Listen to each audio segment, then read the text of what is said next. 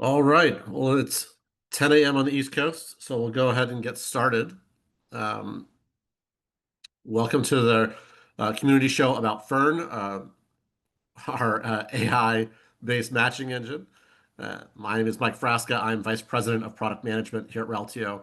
We'll be walking through some concepts about what FERN is, how you can take advantage of it, some of the business benefits that you can gain out of FERN, and then we're going to actually open up a tenant and take a look at some examples that FERN was able to identify for us. So just some housekeeping as we get started. Please keep yourself on mute. Use the raise hand feature. Please post some questions in chat. Also have our matching product owner, Suchin, who's on the call, and he'll be able to answer some questions directly in chat if you have them. So our safe harbor slide, we're going to talk a little bit about some things that are on the roadmap and where we're going with FERN. So just as our standard safe harbor. And we'll walk through uh, overall FERN slides around what FERN is, some of the capabilities, and then we're going to go into some examples about this. So I'm going to start with our approach to matching and how we're looking at FERN sitting with rule-based matching, because this is a very common question that we get. And really, one of the first big things is FERN going to replace our rule-based matching? And the short answer is no. We look at FERN as being an augment to rule-based matching. And then you can also see on top of FERN in our picture on the right, we also have our match resolver agent or potential match agent that'll be coming up very shortly to assist with matching. So we think that rule-based matching will identify the large majority of matches in your tenant. These are really easy. They're exact-based matches. They're edit distance-based matches. So algorithmic approaches that you've already been utilizing, you've already fine-tuned over the years within your tenant. But where FERN can be extremely beneficial is finding matches at the edge, finding those really tough to find matches that algorithmic approaches struggle with. And so most of the data hit by rule-based, a smaller subset gets hit by FERN, and we're going to send an even smaller subset up to our match resolver agent to have an agent go and look at them and enrich that with third-party data and make a decision on it. So, as I said, it's very important when we talk about FERN about what our goal here is and what the benefits that FERN can provide for you. So there's two main benefits that we see for AI-based matching. One, rapid time to value. Being able to turn FERN on for a new domain, individual organization that you may not have already, or you may not have matching structures for, it can help really speed up the time that you can get matches out of the tenant. And there's no configuration, there's no tuning for those match rules, so you can just turn it on and go. And the second real big benefit that we see is the identification of matches that are at the edges of matching, things that are very hard to find with algorithmic approaches. And so we'll walk through some examples out of these as we go through this. But really, it's that augment to rule-based matching to improve your match consolidation rates, improve data stewardship productivity, and really just provide better all-around data to your tenant. So let's talk a little bit about what FERN is. FERN is a zero-shot learning, which means we don't do any training on your data. This is really, really important for us when we talk about FERN. We're not taking your data to train any of these algorithms. Your data is safe inside of your tenant. It's only accessible inside of your tenant. It doesn't get exposed anywhere outside of your tenant. And then what FERN is really doing is it's using a large language model to be able to compare two objects and determine whether they're the same or not. And so these become really, really impactful when you have certain types of instances in your tenant. Cross-language matching is something that we see pretty more and more often lately. So you have some names that are in a Chinese character set and some in a Latin character set. You want to be able to match across them. That's really hard to do with algorithmic based approaches. You have to transliterate the Chinese characters into Latin text and then try to match on them. But large language models are really good at doing this. And so we can see immediate benefit there. If we look at this example on the right, we have a first name of Juan Camilo and the last name Vargas in one entity. And then the second one, we have just an initial, JC, and the last name hyphenated with Gonzalez Vargas. Now, as a person looking at this, it seems like this is probably the same name, right? JC is just an initialization of that Juan Camilo. But this is very, very hard to do with algorithmic based approaches. We look at things like phonetic matching, like SoundX and Metaphone, or we look at things like edit distance algorithms. None of them would catch this, but FERN and large language models catch this really easily. And so these are really where we see the large impact and focus for this large language model based matching. So, what to expect from FERN? We're augmenting rules. We're not replacing rules. And so we will always seem to have rules inside the tenant that are well defined and well understood. These are exact match or algorithmic based approaches. Once again, as a great example, I don't need an LLM to look at a customer ID and see if it's one character off. I have an algorithm, an edit distance algorithm that works for that really, really well. And so LLMs aren't providing a lot of value there. But in that previous name with that initials, it's certainly providing a lot of value. And then we're going to talk a little bit about some improvements to FERN that just recently rolled out, and it's really focused on this tokenization process.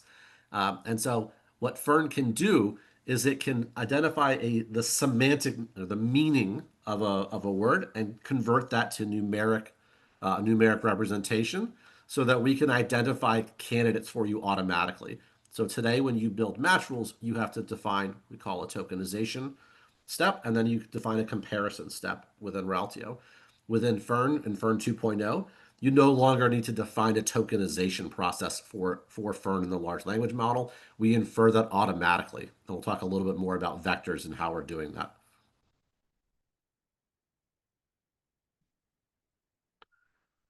So FERN 2.0, what is really happening here and what are some of the big benefits? So that first one is that we're calling enhanced match discovery. This is the use of vectors for identifying tokens and candidates for you automatically. And so what we found as we were rolling out FERN is that when FERN does a comparison between uh, two entities. It does a really great job at identifying whether they're the same or not. But a lot of these more complex cases, the case that we showed before that has that initial of what JC and Juan Camilo, it would never even make it to that comparison step because we would need a token or some common value to get them even to that comparison process. And so we've introduced a process in the background. You don't need to do any configuration. You don't need to do any modeling or tuning for this. And this enhanced discovery helps identify those cases and brings them to the forefront for that comparison process in order to make that matching better. And then one of the second things we've rolled out with Inferred 2.0 is we are automatically scoring every single potential match you have in your tenant with the FERN algorithm.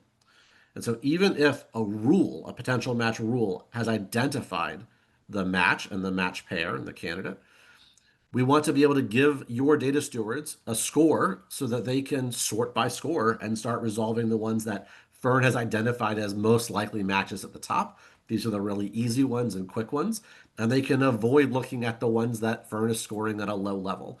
We think this can dramatically improve data stewardship productivity, allowing data stewards to get through a significant amount of more matches on a day-to-day basis than they were able to do previously.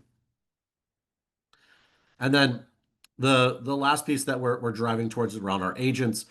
This is the ability to use agents to automatically resolve the underlying match criteria and potential matches. And so we need even less things that are making it out to the end user and the data stewards to take a look at.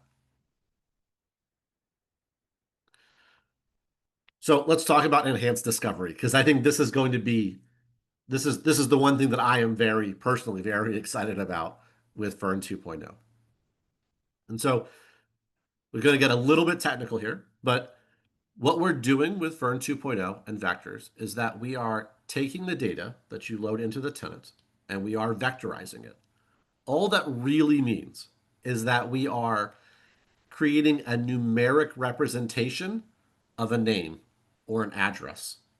And that allows us to do math like identify all of the things that are close to that. So Mike and Michael are very similar. Mikey and Michael also very close, but Jesse and Michael are pretty far away. And so we can do that math on that numeric representation. And the distance between Jesse and Michael is much larger than the distance between Mikey and Michael. And so we can use that in order to identify candidates within your tenant. This becomes really, really important for these hard to find matches where you have initials and you have cross language matching to be able to even get to that comparison step. Um, so this is a good, I think, image to describe really how vectors work. You can think about on the right hand side, we have a bunch of different words, and then we create a vector for them and then try to graph that. And so if we look at the word kitchen and we put that on a plot, kitchen is closer to vanity on this image than it is to drill. And so what we can do is we can look at the where kitchen is on this plot and we can essentially like draw a circle around it and say, give me only things that are zero point 0.1 distance away from kitchen. And then I want to do a detailed comparison on them. We can do the exact same thing with product names or organization names or people or addresses. And this allows us to get really accurate candidate pools without having to ask you, to define these and write code or configure rules to do them. And secondly, it allows us to be able to find these candidates when things don't match at all. So today, when you're defining match rules, you need some sort of common field between the entities to even trigger the matching and be able to have the matching compared against them.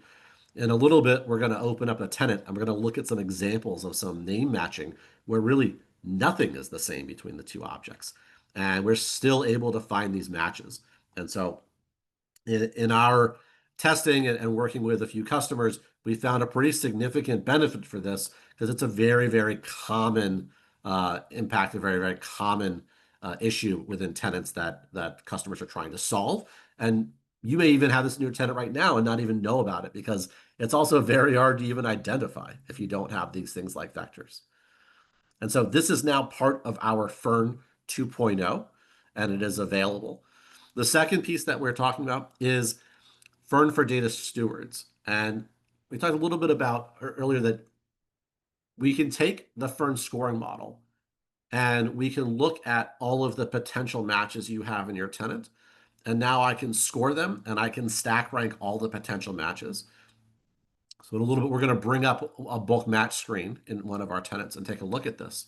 But it allows a data steward to look at this bulk match screen, see a bunch of matches, 10, 20 matches on one screen, and then be able to sort and say, I only really want to look at matches that the FERN model has said are good quality matches.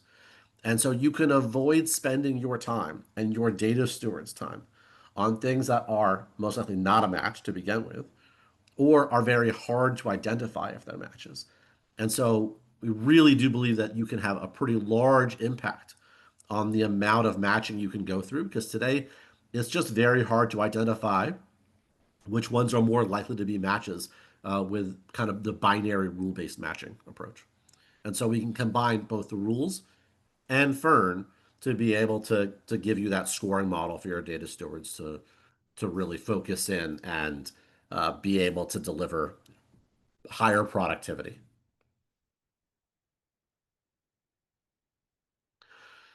So before we get into some examples, I want to talk through some customer testing results. So we have taken FERN 2.0 within a customer that has an individual entity. So these are person type data. And to give you an idea of the improvement and the number of matches that we found in this tenant, we did no match tuning. We did no configuration besides turning FERN on and running it in the tenant. So there's absolutely no development time that was included as part of this, that was needed as part of this. When we looked at the matches that FERN has scored using FERN 2.0, we found almost a 7% increase in consolidation rates. And so I think for when you look at consolidation rates across our customer base for individual, I'd say for a lot of our customers, things above 50% consolidation rate for a lot of their data is a pretty solid amount. 7% uplift with zero development time is pretty dramatic. And then We looked at the potential match quality because that 7% are auto match quality matches. These are matches that the FERN model has taken a look at, identified, and said, yeah, these are definitely the same person. But there's still that gray area of potential matches too. And when we look at that consolidation rate improvement, we see over a 10% improvement in match consolidation rate by turning on FERN 2.0 with the vector comparison and vector tokenization capability for it. And this is a last reminder, there was no tuning involved in this. There was no development time in this. We didn't go spend time building rules. We simply turned FERN on and ran the match process. And these are the outcomes that we were able to get out of that. And so we are very excited with the impact that we think that this can have across your tenant, uh, really, rapidly and easily. And we are always working at improving that comparison model. It's one of our next steps is to take a deeper look at the comparison model. But even as a baseline, 7% improvement in consolidation is pretty dramatic. So I'm going to pause there for a second and see if there are any hands raised for questions about this. If not, we're going to open up some records and start taking a look at some data in a tenant. So I don't see any questions. So give me a second. Let me stop sharing for 1 second and get a tenant pulled up. And we'll start looking at some real data.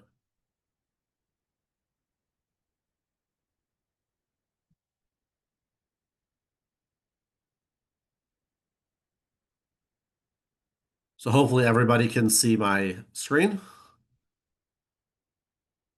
And this is a potential match screen within a Reltio demo tenant.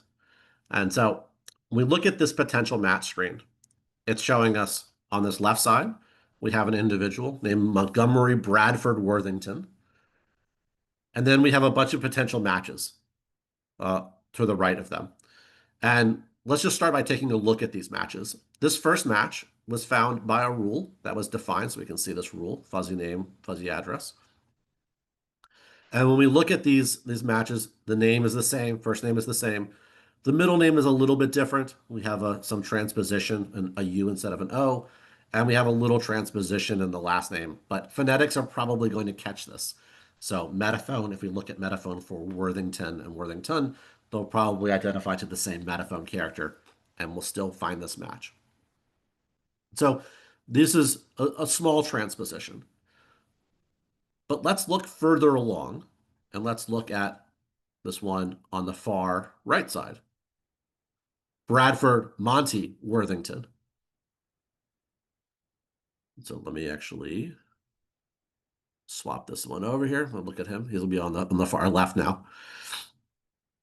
And when we look at the name here, most likely this is the same person. We can see this name instead of Montgomery, it's Monty. It's just in the middle name field instead of in the first name field, but it's a nickname. And when we look at the last name, Worthington with an E versus Worthington with an A.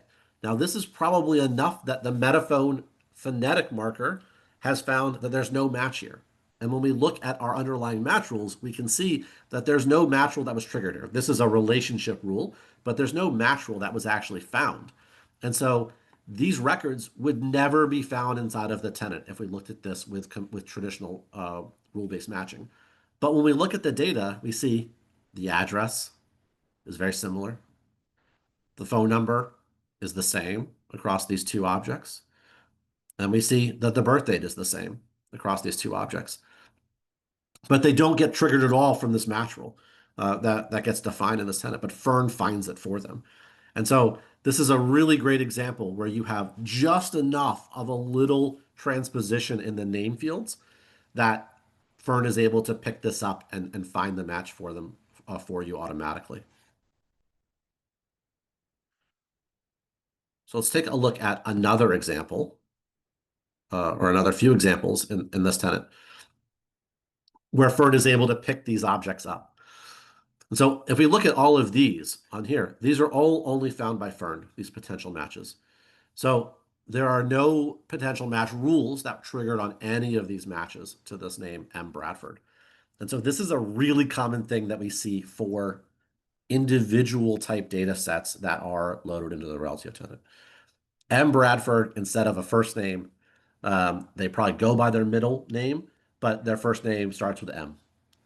We load that into the tenant. We have an address. We've got a phone number. But when we bring in the next record, this is a completely different name. Now, a person can look at this and see, yeah, Monty, M probably stands for Monty, and Bradford's probably the name that they go by, and these are probably the same people, even though there's a transposition here in the last name. But finding this with rules is incredibly hard. FERN, instant, and able to find this without any problems.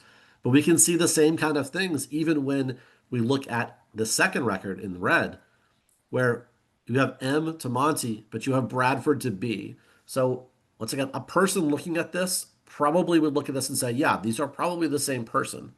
I can understand that Bradford to B. But even though none of these two records have anything actually in common between the name M. Bradford, Monty B, Worthington spelled differently, Fern is able to pick these up. So when you think about the data that you have in your tenant for individuals, they said this is probably happening in all of your tenants, but it's very hard to trap. It's very hard to identify, and it's very hard to even quantify how many of these objects are existing. And Fern can do that for you, um, directly and instantly. So I see that there's some questions in chat. So Ashish, yes, you can certainly ignore hard-coded values through things like noise words. But as Suchin outlined, the noise words um, are being looked at as part of the FERN model. You don't need to do any actual configuration for it. But certainly in the match rules themselves, you can define your own noise word dictionary.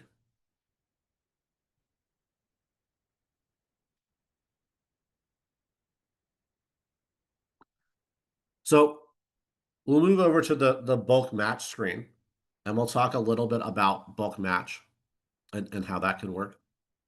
And so bulk match can show all of our matches all on one screen. You can see Fern has even identified some examples here where we have cross-language matching.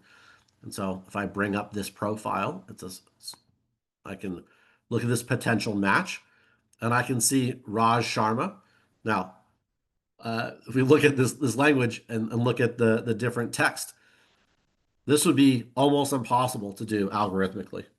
As I said, the real approach that you can take to doing this algorithmically is to be able to transliterate this into a common text like Latin, and then use things like phonetics on it.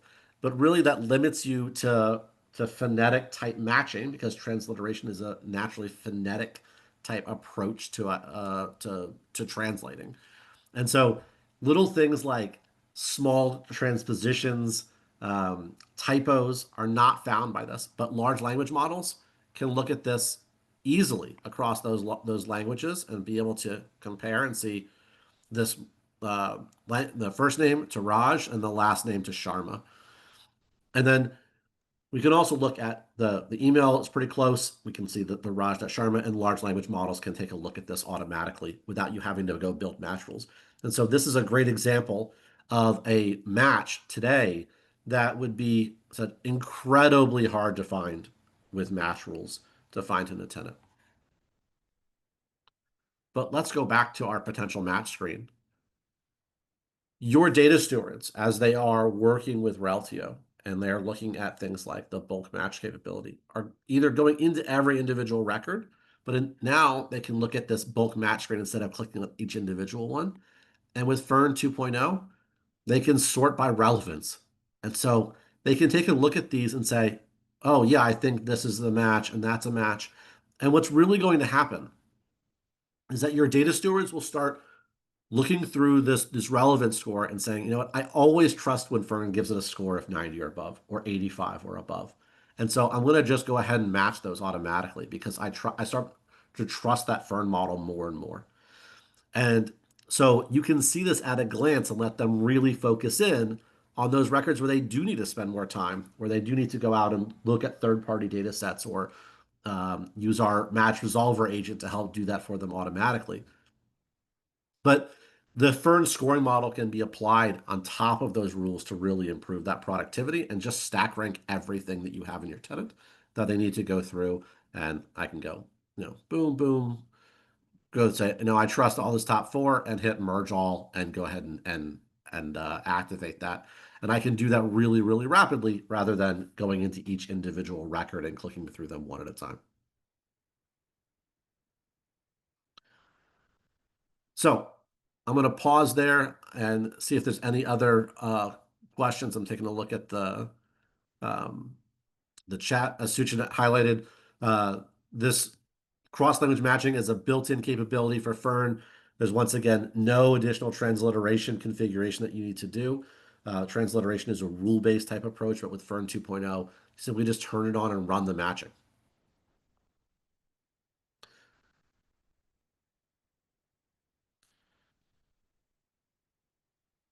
Is it possible to add additional column to FERN generator rules in case of organization we want to match facility to facility and HCO to HCO? Will it allow record type attribute to rule? So today there you cannot adjust the FERN-based model rule. We are exploring capabilities to expose pieces of the FERN model as comparators so that you can take a look at this. This is something that is still in development. I would say though that uh, FERN overall does a really great job at that comparison level, even if there are very specific kind of these negative type match rules where you want only HCO to HCO, we still think it can provide a pretty large benefit looking across organizations or HCPs and HCOs.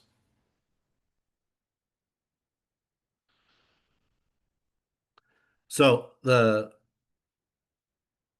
thank you, Suchin. So the saving the filter criteria is not supported today, but it's something we're looking at adding in the future. And then for the FERN comparison, we're actually building this into um, the our agent flow and our verify matches API in order to have FERN be able to output to you in English text why it thinks that there is a match for an object. Today, that is quantified in that relevant score that FERN returns back, that it's an aggregate across all of the objects within the record, but it doesn't provide an English translation of that relevant score. We're looking at ways to augment that as part of our agent flow process. And so the last question around FERN considers a potential match. FERN itself is simply scoring two objects. And so that score is going to be relative based on your tenant. So in your tenant, a 90 may be good, may be great, and another tenant, a 50 may be great. A lot of it will depend on the data you have in your tenant. So I would think about the ability with FERN is that 50 doesn't mean that it's a 50% match. It doesn't mean that, there's a, half, like you're flipping a coin whether it's the same person or not. All 50 that score means is that it is better than 49 and not quite as good as 51. And so that number is really dependent on your data and your tenant and the threshold at which you will accept both potentials and automatic matches is configurable by you. And so when FERN returns scores, the one thing that you can do for a configuration is look at that scoring model and say, I trust the FERN model when it scores above a 90, and I want that to be automatic match. For some of you, that may be great. For other customers, especially in things like organization matching, where you may only have name and address, a score of 60 may be good enough for automatic matching. But that threshold is really based around your criteria and how you want to define them.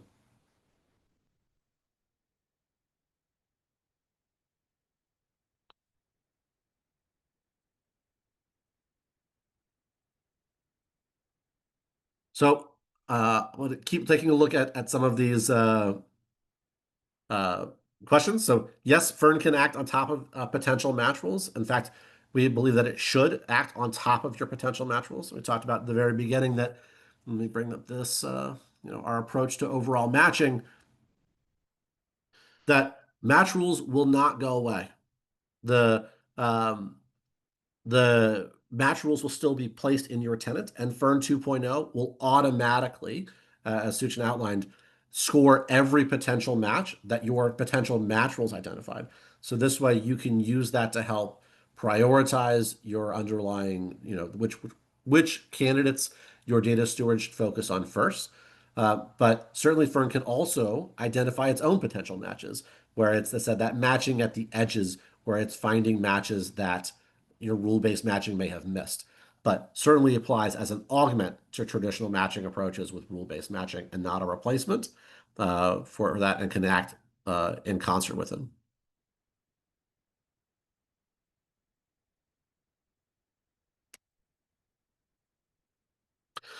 So that's really the material that I had to walk through today around FERN and the vectors and some of the capabilities that we have just rolled out.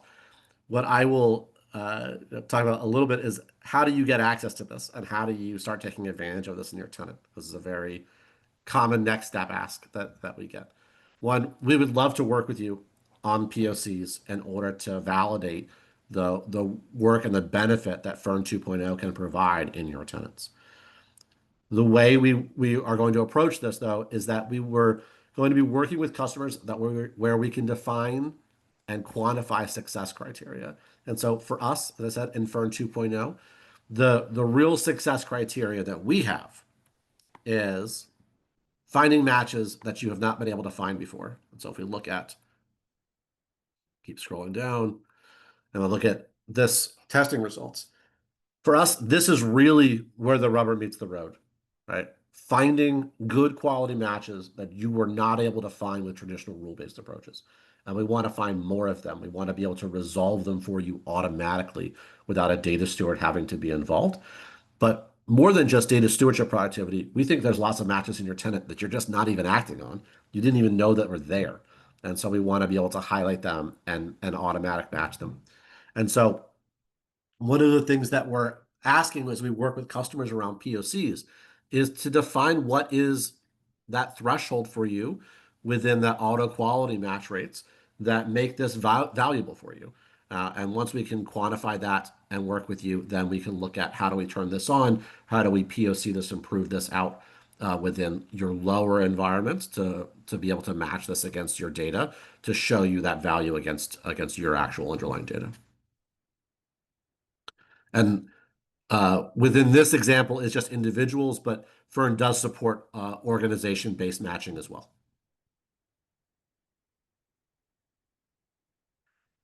So based on which data set, this is an actual customer data set. And so this is not a training data set. We did some testing internally with some, I would say, uh, very creative data sets that we specifically designed to be able to find more matches and look for these type of situations. But this number and this metric is an early adopter customer data. And so we didn't do anything to their data. We didn't tune it. We didn't uh, cleanse it. We didn't do anything with it. We just simply ran it against the matching engine and found this improvement. And so, no, that's one of the reasons why I'm very excited about this is that this is real customer data that had to this improvement and not just some made up uh, um, data set. So, is customer data directly or indirectly exposed for training? The answer is no. As a standard, Reltio does not train ML algorithms on your data. Your data does not leave your tenant. Your data does not get exposed out to public large language models. All of that stays within the Reltio boundary, and Reltio does not train directly or indirectly on your data set at all.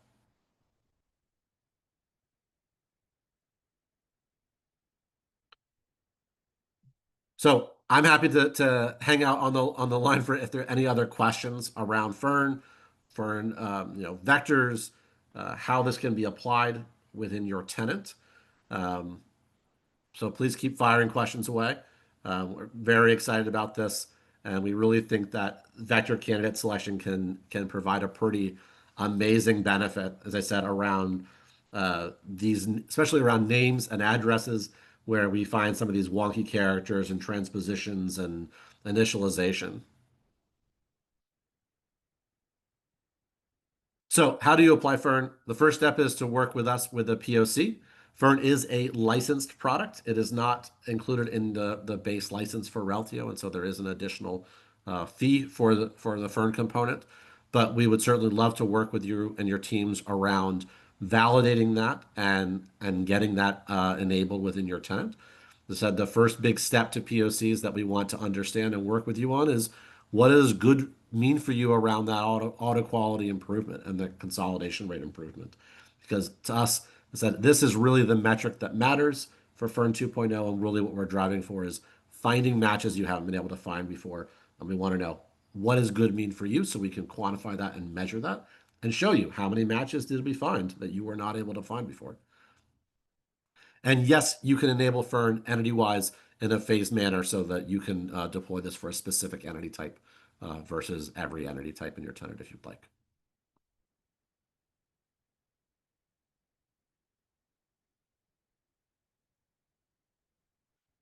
So with that, I'll keep answering questions, but if you don't have any other questions, please reach out to your CSMs, reach out to me or Suchin on the call today if there are any other follow-up questions or you'd like to engage around POCs. So no, there is no cost for the POC. As I said, we are working with customers first that where we can really derive that quantity and identify what that threshold for improvement is.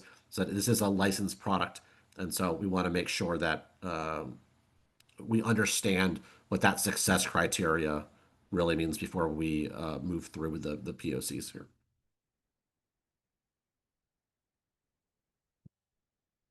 So I can't comment. The license cost is going to be the commercials will be dependent on your contract with Reltio. So I would suggest that if you are interested, please reach out to your CSM or reach out to your account executive, and they can provide you with exact information around license fees and license costs.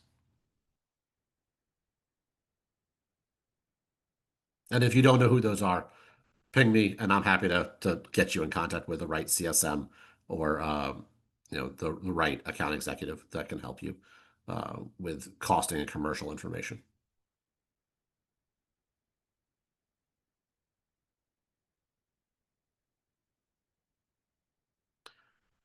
So I'm going to stop sharing. As I said, if there are any other questions, please feel free to put them in chat. Feel free to raise your hand and ask. And if not, I hope everybody has a great afternoon.